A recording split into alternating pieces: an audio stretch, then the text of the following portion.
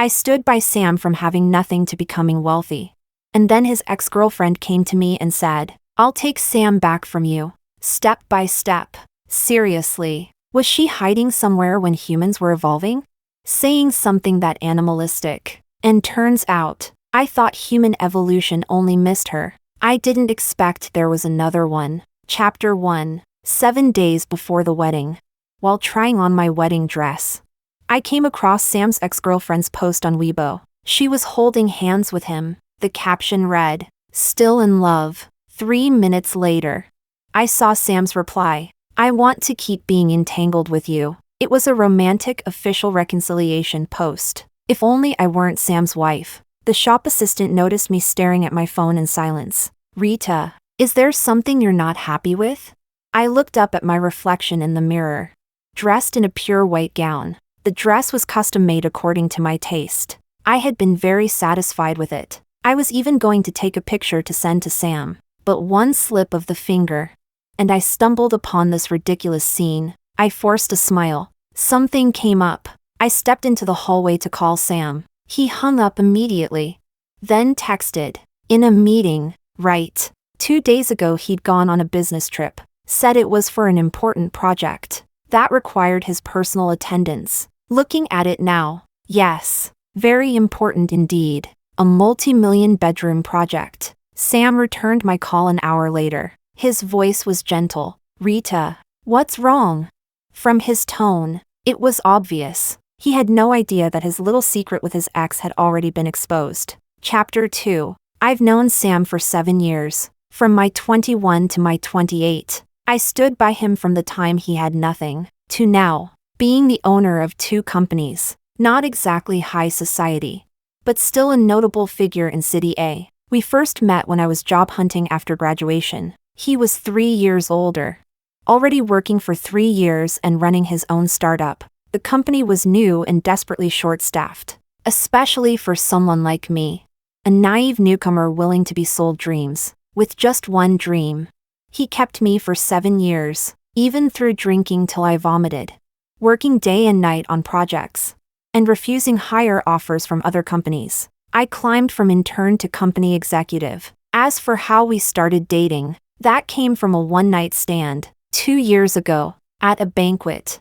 We both got drunk. When I woke up, he said, "Rita, I'll take responsibility." I don't remember exactly how I felt then. Probably happy. After all, I had secretly liked him for 3 years. Falling for him was easy. He had the kind of face that made people fall at first sight. We'd seen City A's dawn together while rushing deadlines. Lain under the vast starlit sky after entertaining clients. And endured mockery and rejection side by side. Once, after drinking with clients until dawn, he stopped the car at the city square, pulling me down to lie in the center. He said, reeking of alcohol, "Rita, one day I'll move our company building here." This was in an upscale area where property averaged 10 million per unit. I laughed. "Go to sleep, you're dreaming." But then he turned to me.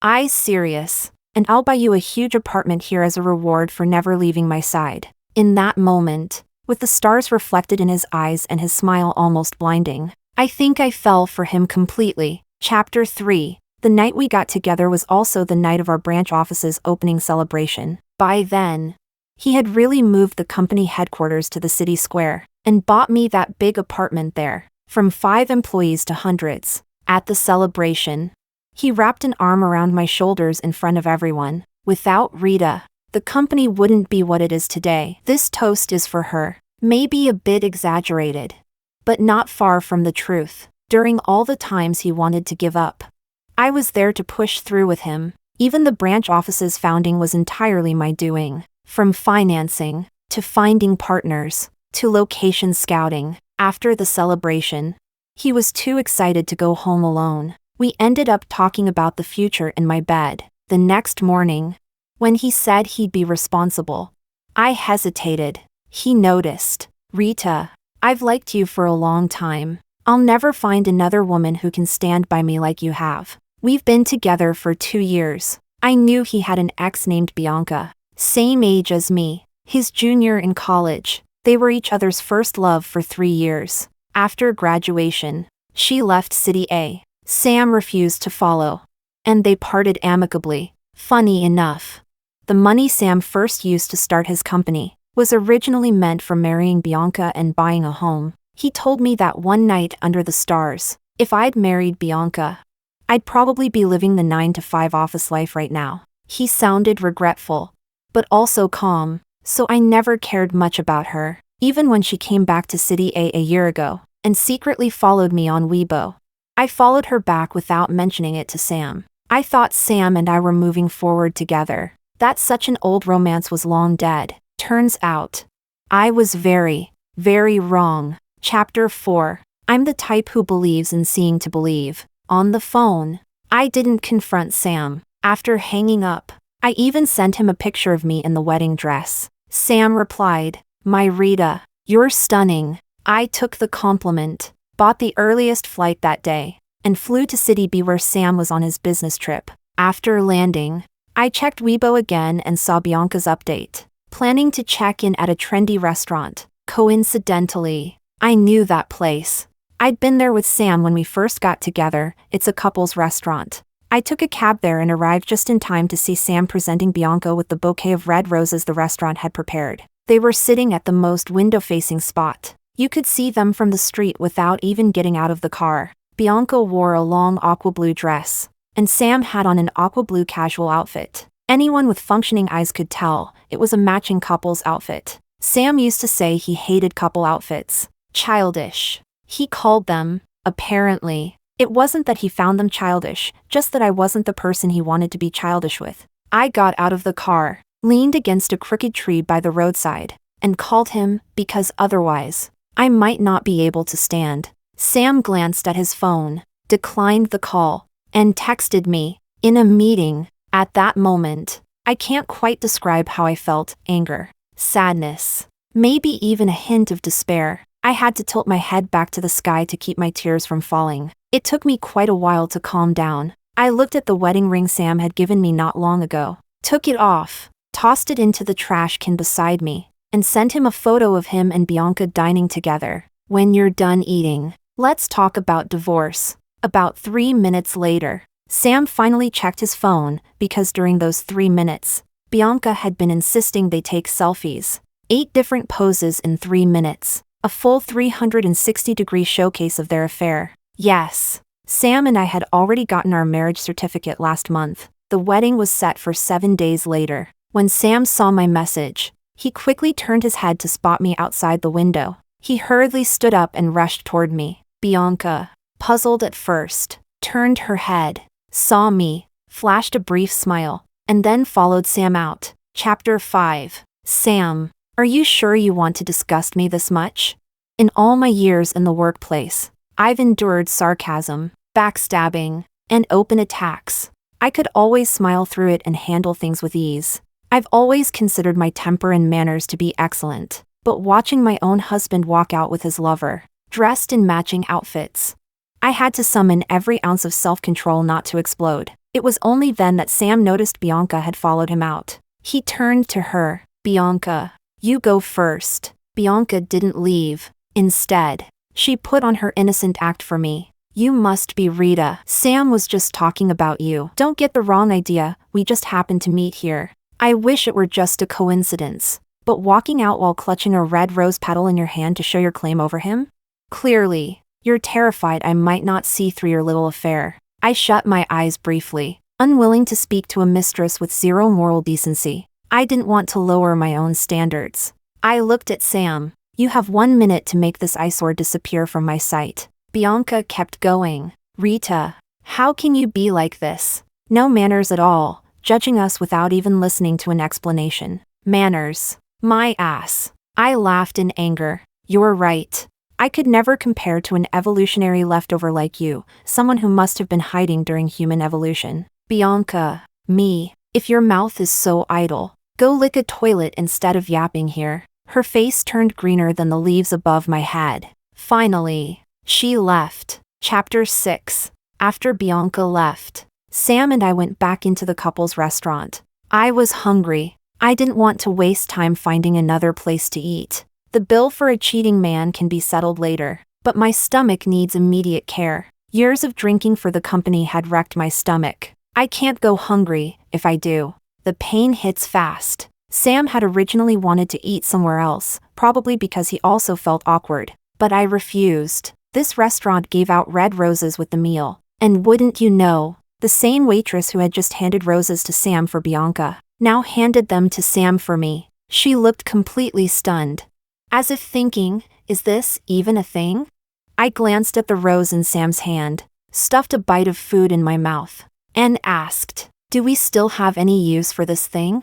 Sam, after a long pause, Sam said, Rita. I cut him off. Don't start talking about disgusting things while I'm eating. I might throw up. Have some consideration for the stomach I've already ruined for the sake of the company. Sam, a flicker of guilt crossed his face. The meal took 2 hours. For those 2 hours, my mind was racing, planning the divorce. I'm not terminally ill, and my brain is fine. If I forgive once, there will always be a next time. Better to cut clean now while we have no children. The only complication between us was the company. The headquarters had nothing to do with me. But I was a shareholder in the branch office. We hadn't signed a prenup. But under the new marriage law, I couldn't just take half of Sam's assets with a marriage certificate that's basically useless in that regard. But while I was planning the divorce, Sam was thinking about how the wedding in 7 days couldn't be affected. He said, Rita, I don't want to divorce you. I was stunned. So what then? The 3 of us live together? At the wedding, you hold my hand with one and Bianca's with the other? I paused. I really feel out of place among you people without moral boundaries, because I still have some. Sam, after a long silence, I asked, when did you two get back together? Before we got the certificate, or after? It took him a while to answer. We didn't get back together. Didn't get back together? Then what is this, bringing in a houseplant to freshen up our married life? Sam's temper isn't great. He was a bit angry at what I said, but held it back. Rita, you're upset right now. Let's calm down for a couple of days before we talk about it, okay? I agreed. Calming down would be good, because right now, I might forget what's mine and misjudge in his favor. Chapter 7. On the way to the hotel, Sam kept trying to explain himself, but apparently, there was nothing he could explain. So after a few times of starting and stopping, he ended up saying nothing at all. Once we got to the hotel, he even tried to go into the same room with me. I looked at him. Sam, you've known me for 7 years, right? Do you really think I'd use something someone else has already used? That's when the temper he'd been keeping in check after getting caught cheating finally broke. Rita, could you maybe watch your words a little? I laughed. Well, I guess I can't compete with Bianca. She doesn't have to do anything for you, just smiles sweetly and crooks her finger. And you come running like a dog, willing to toss your moral bottom line out the window for her. Me? You know me, over the years, to fight for the company's interests. What sharp words haven't I said?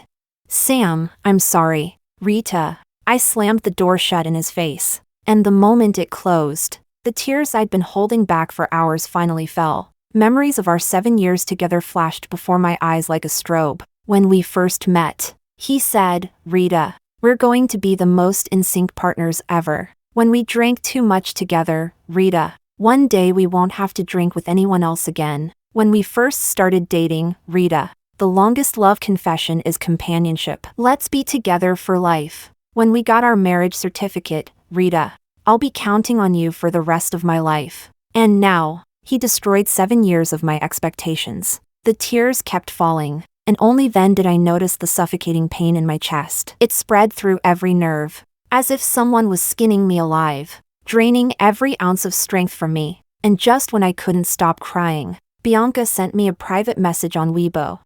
Sam never wanted to make our relationship public. Do you know the kind of situation I had to create to coax him into posting that Weibo?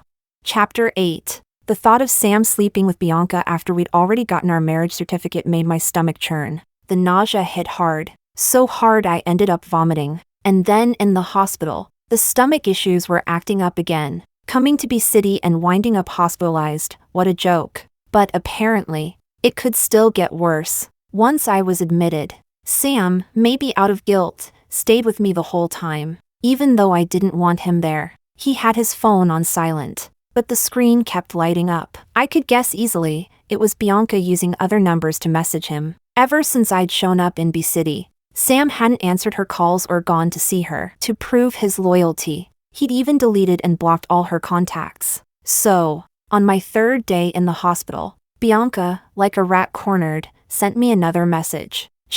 Rita, I'm not trying to steal Sam from you. All I want is to fulfill a promise we made when we were young, to travel together before your wedding. Why did you have to show up?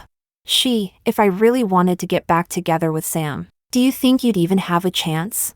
When I didn't reply, half an hour later, she sent another. Rita, I didn't plan to take Sam from you, but starting now, I'll make you watch me take him away step by step. She wasn't bluffing. A few minutes later, Sam's phone lit up again. He glanced at the screen, just a glance, and the blood drained from his face. The man who had been glued to my side for days suddenly shot to his feet. I looked at him. He sat back down and said, Rita, something urgent came up. I'll be right back, okay? Me, playing dumb, and if I say no, you won't go? Sam, he muttered, sorry, and still left. Chapter 9. I checked out of the hospital as fast as I could and flew back to a city. In those 3 days, I'd made up my mind completely. If someone wants to leave, let them. If the sand slips through your fingers, just throw it into the wind. The moment I got back, Dominic, my partner at the branch office, came to talk about work. Yes, the branch had always been my responsibility. Thinking about it, maybe Sam and Bianca getting back together was partly because I'd been tied up managing the branch and wasn't always at his side. Not that it mattered now. If they could rekindle things, it just meant they'd both wanted to. Even if I chained Sam to my waist, they'd have found the chance. After discussing work, Dominic casually asked, You're really a workaholic. Your wedding's coming up. Aren't you going to get ready? I hadn't told anyone we were canceling yet. But since we were, I told him straight, the wedding's off. He snapped his head up. What happened? Don't tell me you two broke it off after all these years. All those years didn't matter, one crook of an old flame's finger. And it's game over. I didn't want to show much emotion. We were partners. Too much personal drama could hurt the company. I said, Hey, I'm saving you a red envelope. You should thank me. Dominic. He looked a bit lost. Comforting people wasn't his thing. In the 4 years I'd known him, I'd learned that well. His motto, being lovesick just slows down the money-making. If I asked him for advice, he'd probably say, that's what you get for being lovesick. Suck it up. Seeing his awkward face, I added, don't just stand there. If you've got time to gossip, go talk to your dad about getting us that next project. Dominic. After he left, I had dinner with my parents and told them to start calling the relatives who'd gotten invitations. They were furious. My dad rolled up his sleeves, ready to fly to B City and beat Sam to a pulp. My mom burst into tears. But my parents really do love me, even knowing that canceling the wedding would make us the butt of family gossip. They were adamant, this marriage was over. Chapter 10. Sam came back to a city a day later. I slammed the divorce agreement down right in front of him. But even then, Sam was adamant, he didn't want a divorce. He even tried to convince me to go ahead with the wedding. Rita, the wedding's the day after tomorrow. Canceling it now will disgrace both families. My parents are getting old. I cut him off. Sam, reputation's a good thing, don't treat it like toilet paper. Sam, I've already packed all your things and mailed them back to your old villa. From now on, I expect you to never set foot in this house again. Sam, I don't know what Sam told his parents when he went back. That night, his mother called me, lecturing nonstop. When she saw I wasn't budging, she said, Rita, even though this is Sam's fault, canceling the wedding at a time like this is really too impulsive. And besides, if you divorce Sam now, do you really think you'll find someone better? Everything you have now, including the house you're living in, wasn't it all given to you by Sam? I hadn't planned to snap back, but if she came looking for it, I wasn't going to hold my tongue. Everything I have, I earned myself. The head office is where it is today because of both me and Sam's efforts. And the branch office? I practically built it from scratch, so don't come here trying to gaslight me. I didn't give her a chance to interrupt. And if you think cheating can be forgiven, and divorcing over cheating is just being impulsive, then I sincerely hope you get the chance to live under the same roof with your husband's mistress and her descendants someday. That last line made her blow a fuse. She started cursing, but I didn't let her finish. After hearing her spit out, I never wanted you to marry Sam in the first place. And now you dare pull this stunt on my family. I hung up and blocked her number. I knew perfectly well why she'd never liked me marrying Sam, because I was too strong, wouldn't bend to her every whim, and dared to contradict her. When the branch was just starting, she wanted to shove her useless relatives into management positions. Sam couldn't say no, so he threw me under the bus. I turned them down flat. So when Sam and I were talking marriage, she came to warn me personally, saying I must give birth to a son. I hinted, and if it's not a son? Her arrogant reply, then keep trying until it is. If a woman can't even give birth to a son, what use is she? Any daughter-in-law bullied by her mother-in-law has one thing in common: they lowered themselves from the very start. Even when the other person is stomping on your head, you still try to treat her like your own mother. So to kill her control fantasy at the root, I told her straight, read a few more books. Don't throw your dignity away before you even step into the socialite circle. She also wanted me to quit my job after marriage and be a full-time housewife, claiming that a woman who's always out working might as well be selling herself. And who knows, she said, I might end up in some messy affair with a client after a night of drinking, putting a green hat on her precious son. I laughed in her face. In the past, women only bound their feet. You've managed to bind your brain too. She went to complain to Sam, saying I'd insulted her. I asked Sam, do you think I'd insult my mother-in-law before I even got married? Am I brain dead? After that, Sam knew what was going on, so when we got the marriage certificate, we lived in my big apartment instead of with his mother. Not because Sam sided with me, he simply didn't want to deal with our conflict. Or maybe he just knew that even 10 of his mothers wouldn't be able to handle me. I thought Sam and I could part ways with some dignity. We're both adults, no need to burn the bridge. But I clearly overestimated Sam. Or maybe, after all these years, I never really knew him. The day after I blocked his mother, he tried to get me to leave with nothing, give up my shares in the branch, and even return the luxury apartment the head office awarded me for meeting performance goals. Then he added, Rita, as long as you don't divorce me and the wedding goes ahead tomorrow, we can renegotiate all of this. Now I knew exactly why he didn't want the divorce. If we split, the company's stock would definitely take a hit, and he might even lose control of the branch. After all, I built that branch. Apart from an initial investment, he didn't lift a finger, and we'd been planning to open a second branch, also led by me. He didn't want to lose his right-hand woman. But for Sam to say something like that, was he half asleep? Or did he think I was? He even tried to brainwash me. Rita, in this circle, so many people keep lovers on the side, or live separate lives after marrying for business. Don't they still get along fine? I asked. So you mean I should lower my own morals and keep a boy toy too? Sam, he went quiet. After a long pause, he said, I'll cut Bianca off for good. Ha, hypocritical dog. As if he could.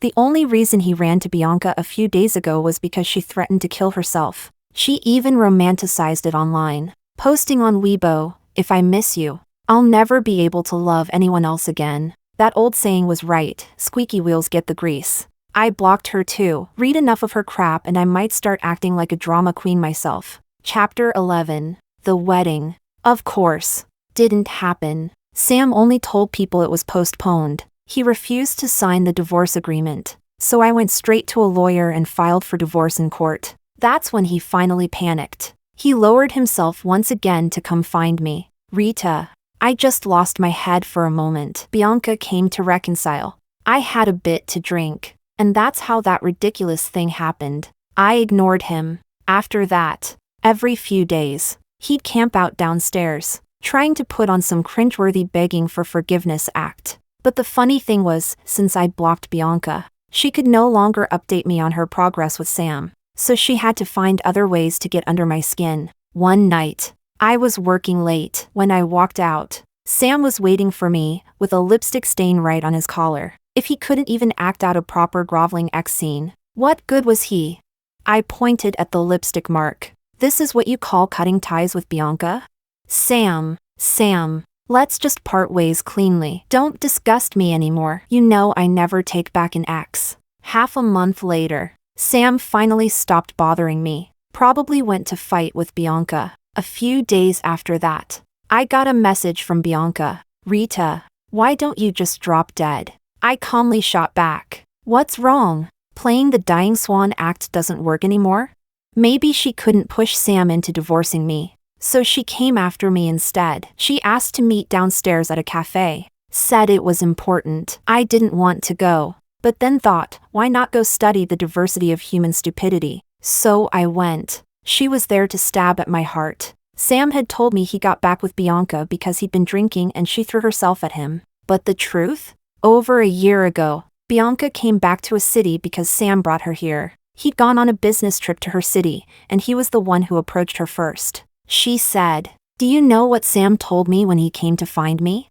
She answered herself. Sam said that not marrying me back then was the biggest regret of his life. If he could go back in time, he'd give up all his wealth just to be with me, to marry me. She smiled like she'd won some grand prize, a cold business transaction, and she'd twisted it into a love story. I was already in a bad mood. Thinking about how Sam had been betraying me for over a year didn't help. I couldn't stand her smug face. So I asked her 3 questions. Has Sam married you now? If Sam really loves you, why did he marry me? If you two are truly in love, why is he still refusing to divorce me? Her smile vanished. Then I answered my own questions. You want his money. And he wants the little leftover thrill from back then, the itch of what he never got. A filthy affair that not even a dog would bother sniffing at. A dirty little deal. And you dare to bark about it as if it's love. Even a dog would spit. Bianca. She snapped. Almost hysterical. Rita, why can't you just let Sam go? I gave her a cold look. Seeing a mistress as self-righteous as you is a once-in-a-lifetime experience. Stop provoking me, or I'll ruin you completely. Still not satisfied, I twisted the knife. And by the way, Sam's done weighing the pros and cons. He's realized you're useless and will only drag him down. So he doesn't want to be with you anymore. He's chasing me, I'm not chasing him.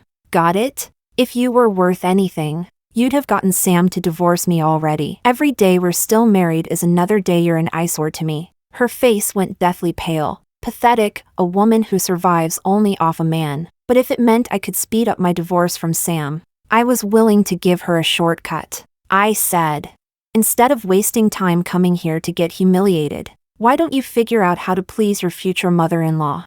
Chapter 12. After tearing into Bianca, I walked out and happened to run into Dominic. No idea how much he'd overheard, but the look on his face said it all. This you can tolerate? You should have gone up and slapped her twice to knock some sense into her. I rolled my eyes. I'm not looking to spend a night in jail. If it blew up, it'd hurt the company's reputation. Dominic nodded thoughtfully. True, the company's partly mine too. Can't be encouraging that kind of trouble. Me? He insisted on dragging me to lunch, just to gossip.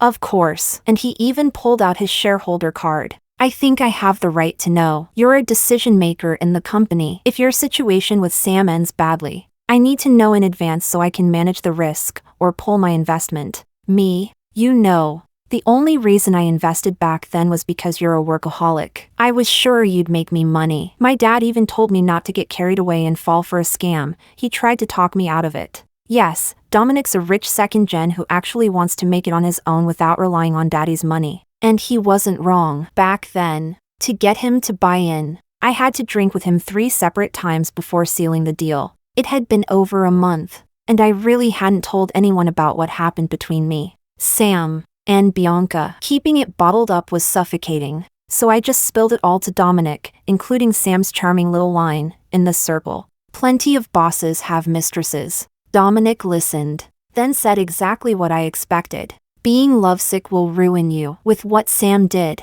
he's basically decided he's done being a decent human. Hasn't he? Wasn't that obvious? If Sam had any intention of acting like a decent person, he would have let me go and signed the divorce ages ago. He certainly wouldn't have had the nerve to threaten me with walking away, empty-handed, knowing full well I'm his equal, unless he'd completely lost his mind. Seeing I was in a low mood, Dominic added, "Don't let him gaslight you. So what if this is the circle? There are scumbags in it, but there are good men too." Chapter 13. Because of my falling out with Sam, even though neither of us had publicly explained why the wedding didn't happen, the company inevitably took a hit. In just over a month, 3 major contracts for the head office expired, and none of the partners renewed. I'd secured those deals myself, and they were worried about potential instability after our fallout. Business people aren't fools. So Sam came to find me again. He started with accusations. "Rita, even if we're getting divorced, there's no need to sabotage the company. The company was part of your hard work too." Me? First of all, I hadn't sabotaged anything, and second, had he forgotten that a month ago he wanted me to walk away with nothing? Also, what the hell does the head office's profit or loss have to do with me? I looked at him like he was an idiot. Been hanging around dogs too long? You've started barking at everyone you see?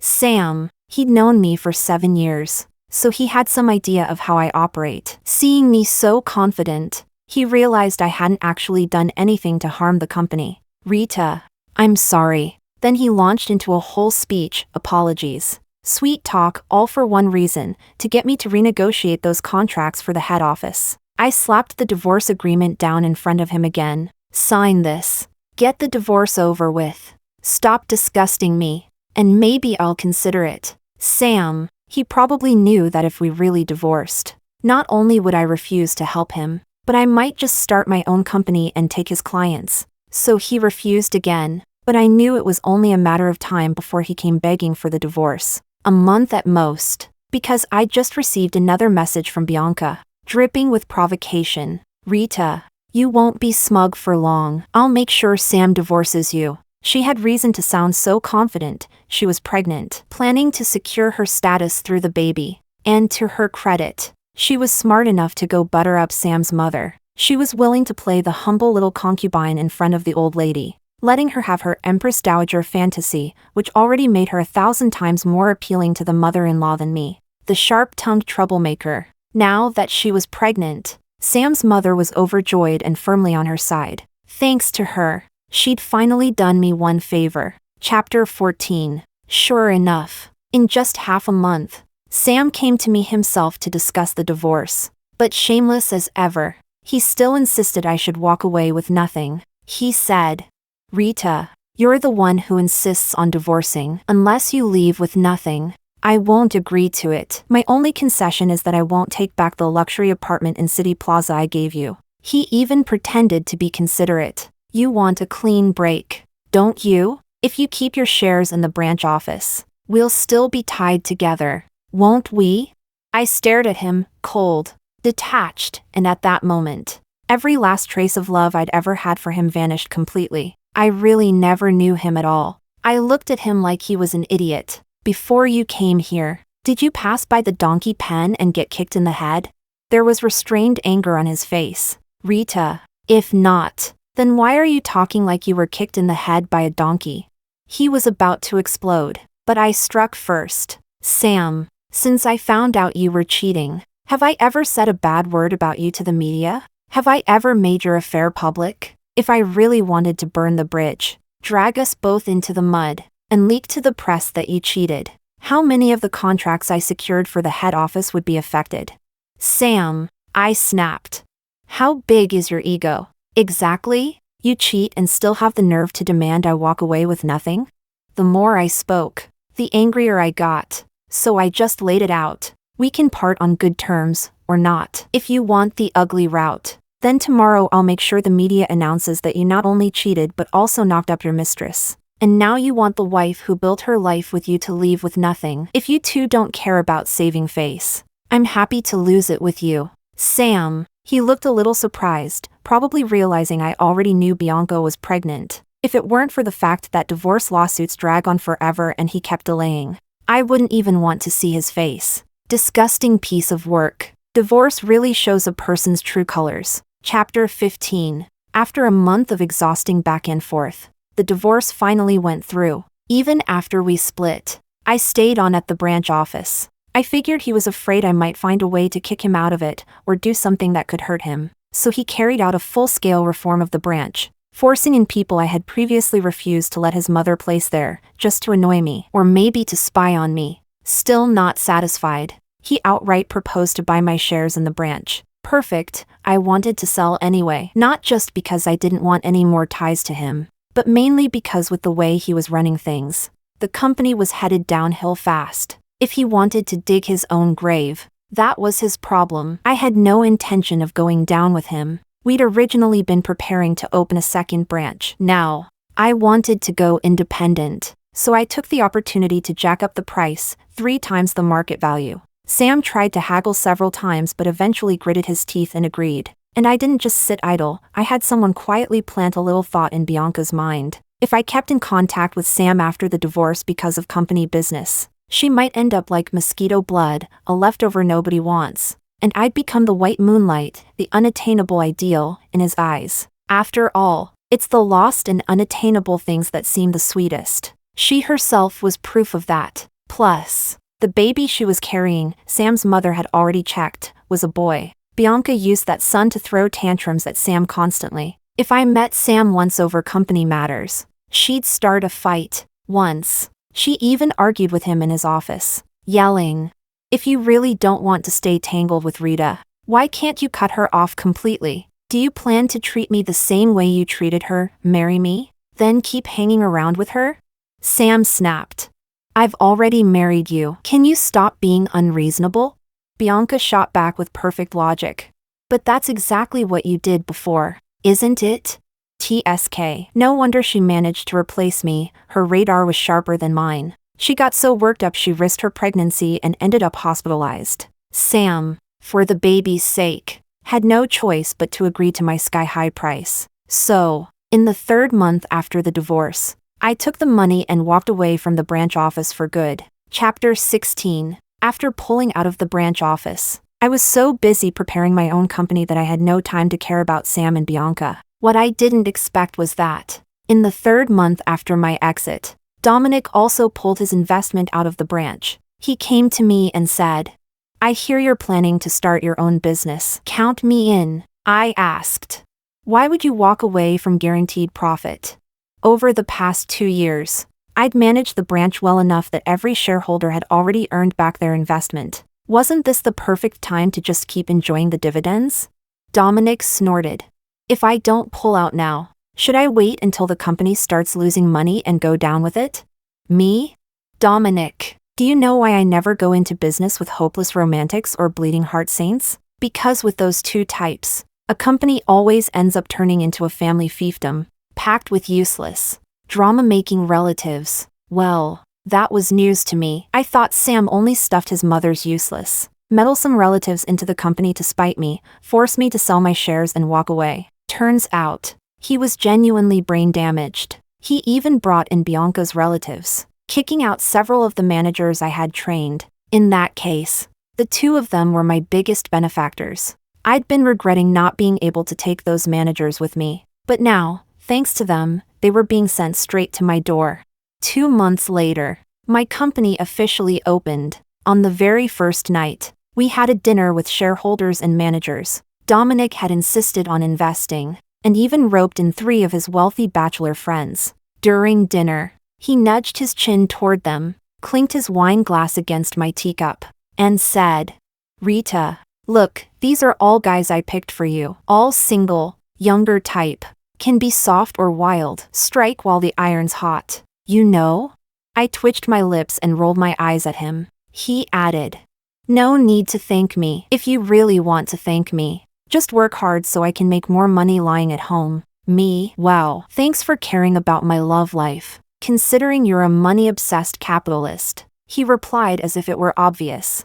Of course, you're my money tree now. Remember, when there's money, boyfriends are in kindergarten. Then he patted my shoulder. "Stay away from cheating men and mistresses, and you've already solved half of life's problems. Come on, let's drink to a better life ahead." Me, Chapter 17. Dominic was right, staying away from cheating men and mistresses does make life half better. Take today, for example. 2 years later, I walked out of City Plaza after happily closing a deal and ran straight into Bianca and Sam having a loud argument. I love a good spectacle. If I wasn't afraid of missing the show while buying sunflower seeds, I'd have grabbed 2 bags and enjoyed it properly. I stopped to listen for a bit. Soon I pieced it together. Bianca's relative, after joining the company, used their position to embezzle a rather large sum. 2. Sam hadn't known at first because that relative had planned to cover the theft with funds from the next project. But the project fell through and was snatched by someone else. Without that project, the embezzlement couldn't be covered up, and the truth came out. Sam went after the money, but Bianca's relative had already gambled it all away. So, Sam sued the relative. The guy was now behind bars. And it wasn't just any relative, it was Bianca's blood relative. Her own uncle. No wonder she came to curse Sam out in public. When it came to ruthlessness, no one could beat Sam. Right now, Bianca was yelling that Sam had no conscience, no human decency. Sam shot back. Bianca, I've been too nice to you. When you schemed and lied to me and my mother to get me to marry you, why didn't you say I had no conscience? If I'm so heartless and cold, then let's divorce. Get as far away from me as you can. Bianca. He'd thrown down the gauntlet, but she didn't dare answer. Of course not. She'd worked too hard to push me out and take the rich wife seat. Divorce now? Who would pay for her expensive lifestyle? If Sam could try to force me to walk away with nothing, he'd have no problem being just as cruel to her. And unlike me back then, she had no leverage. I turned to Dominic, who was with me for the meeting, and asked, "So who snatched that project? I need to send them a thank you gift." We'd come together because we were meeting his father for this deal. Having Dominic there made things much smoother. Dominic. Who else? You. It was that project from 2 months ago. In the past 2 years, because many of Sam's old deals had been my doing. After I went solo, I'd made a point of poaching his clients, not just for revenge over the betrayal, but for forcing me out of the company. Plus, since he'd replaced so many of the managers I trained, a lot of those contracts were now being scooped up by my own team. There were so many I'd lost track. I blinked, embarrassed. Oh, well then, I'll just buy myself a gift today. Dominic seized the chance to extort me. Don't forget to get me something too. I was supposed to be out with my future girlfriend today, but you dragged me back to work. I deserve compensation. I smirked.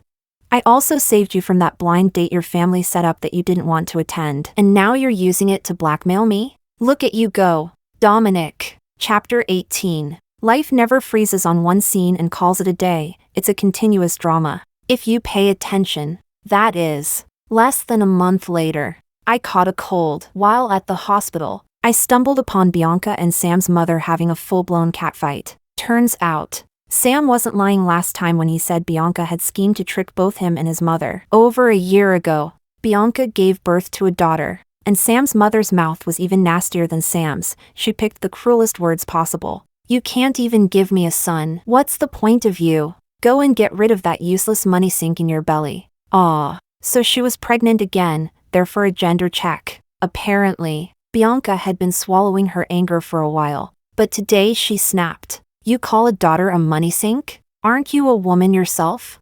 Who are you insulting, you old witch?" Sam's mother shot right back.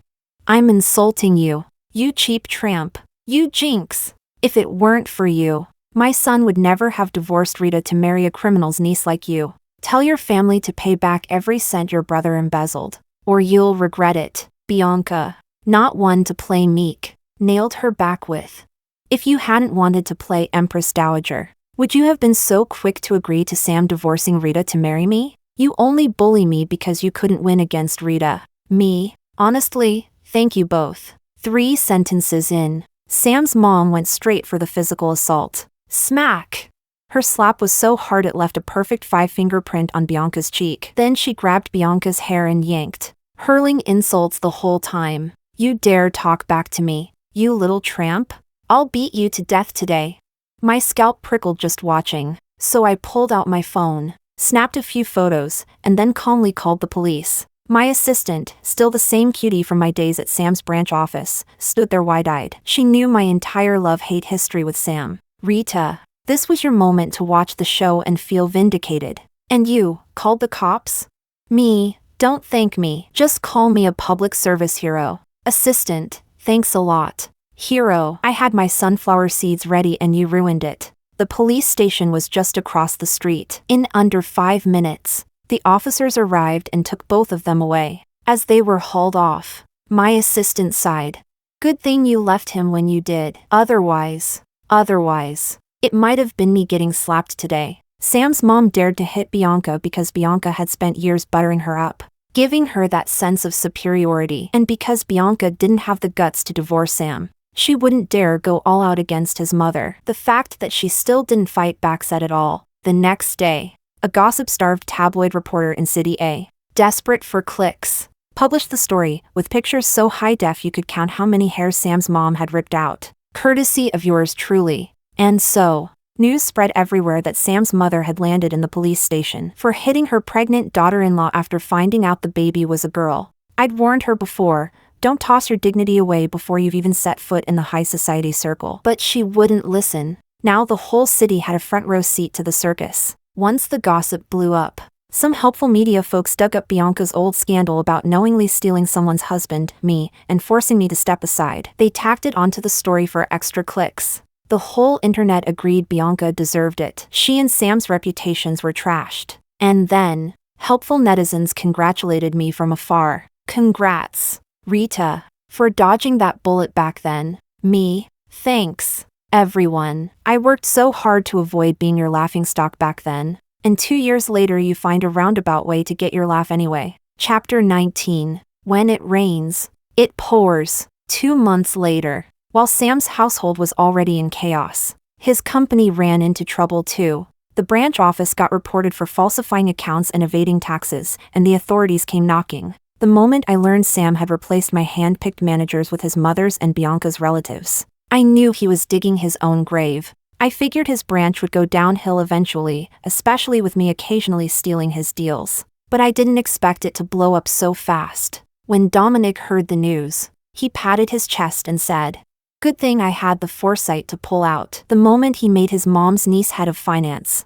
I knew she was up to no good. Me, without much sincerity, "Wow, you're a genius, Dominic." Just as dry, right back at you. Neither of us mentioned the whistleblower. Best to pretend it had nothing to do with us. After that, Sam's branch collapsed like a building in free fall. The head office got dragged down too, losing countless deals, which meant I poached even more of his clients and made a nice profit. Even after Sam went into damage control mode, kicking out all his mother's and Bianca's relatives, and donating $5 million to poor communities to save face, it was too late. The internet mocked him for showboating, with some trolls asking outright, was that money from tax evasion? The head office started going downhill too. I couldn't help but remember, years ago, when I first helped Sam start the company, we'd faced a crisis. The cash flow dried up. Sam was ready to give up and get a regular job, but I stayed by his side, begging for help everywhere. We spent weeks either pleading with people or traveling to go plead with people, enduring all kinds of humiliation together. When that crisis passed, he told me, "Rita, thank God for you. As long as I have a single bowl of porridge, you'll never go hungry." But later, once the company got big, he forgot every word and even tried to swallow what was rightfully mine. Some people can suffer with you, but they can't share the good times. Sam was exactly that kind. Still, it's fine. He and Bianca already enjoyed the sweet times, now they could suffer together. Deepen their bond. Didn't Sam once tell Bianca he'd give up all his wealth to be with her? Well, his company was sinking, so he was slowly fulfilling that promise. This round, he really was a man of his word. I even thought, if the two of them came begging me together, I might, out of respect for their undying love, agree to steal a little less business from him. But apparently, Bianca had no intention of suffering with him. Within half a year, they were heading for divorce. She was telling everyone it was because of her evil mother-in-law, who forced her to abort her second child. The truth? Sam's company was on the verge of collapse, and Bianca didn't want to end up broke and in debt. And while the divorce drama was unfolding, Bianca cheated on Sam, landing herself a sugar daddy even richer than Sam. When I saw the fresh gossip, I was stunned. Well, all I could say was, green is the color of karma. Actually, it made sense. I'd always said their relationship was a money game. but they insisted on dressing it up as romance. Bianca went after Sam for his money in the first place. Now that she was still young and pretty,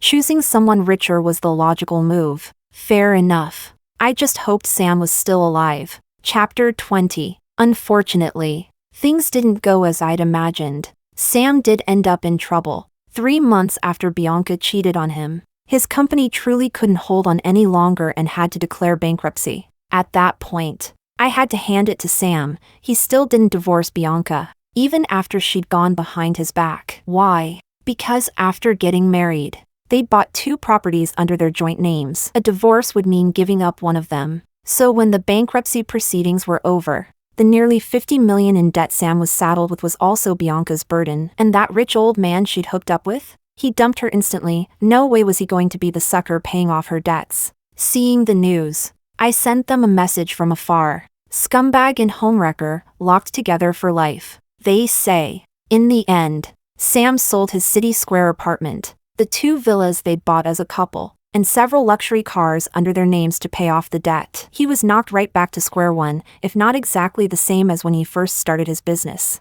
Then close enough to be indistinguishable. Well, not exactly the same. Now he had elderly parents, kids, and a wife who'd cheated on him, all while being middle-aged himself. I wondered if he still had the courage to make a comeback. Not that I cared. His downfall wasn't my handiwork. If he hadn't filled his company's management with his mother, Bianca, and their morally bankrupt, mediocre relatives, I could have stolen a few of his clients and he still wouldn't have gone under. Epilogue. I thought I'd never see Sam again in this lifetime, but once again, life had other plans. At Dominic's wedding, I went to attend the banquet and ran into Sam. He was working as a junior manager at the hotel where Dominic was holding his wedding. Guess he really didn't have the courage to start over from scratch. I don't know how other people feel seeing their ex-husband again, but looking at Sam now, dressed in a suit yet still unable to hide his exhaustion, I felt nothing. It was like seeing a stranger. No love, no hate. Sam stared at me for a long while, then came over and said, "Rita, I'm sorry for back then." I smiled at him. No need for apologies. If anything, I was petty back then. I never gave you and Bianca my blessing. Let me make it up to you now. I wish you and Bianca a long, happy marriage. Together till your hair turns white. Sam's face went a little green. His head also seemed a little green. Still, I suppose he'd gotten exactly what he wanted. So I twisted the knife. Now you've finally made up for missing out on the 9-to-5 office grind when you didn't marry Bianca back then. No regrets left now, right? Sam,